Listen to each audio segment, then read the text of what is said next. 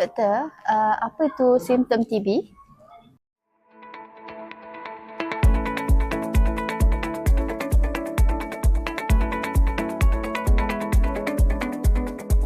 Apakah simptom-simptom yang kita suspek bila ada TB adalah selalunya simptom yang paling kerap adalah batuk berpanjangan lebih daripada 2 minggu. And kalau batuk itu mengandungi kahak yang berdarah, kita panggil dia hemoptysis. So batuk berpanjangan, kahak yang ada darah, ada loss of weight ataupun berat badan susut tanpa sebab, kekurangan selera makan, ataupun malam kalau kita rasa seram sejuk, berpeluh, itu adalah simptom-simptom pulmonary tuberculosis. Kalau non-pulmonary tuberculosis macam efek limpa ataupun efek GI, usus kamu, dia punya simptom almost there but lain, macam bengkak dekat leher ataupun cerit yang tak tanpa sebab lah. So bila ada cough ataupun batuk yang berpanjangan, kita kena dapatkan saringan awal untuk buat pemeriksaan dengan ambil sputum ataupun ambil chest x-ray. X-ray untuk tengok paru-paru okey ke ataupun ada jangkitan, and ambil sampel kahak untuk tengok ada TB.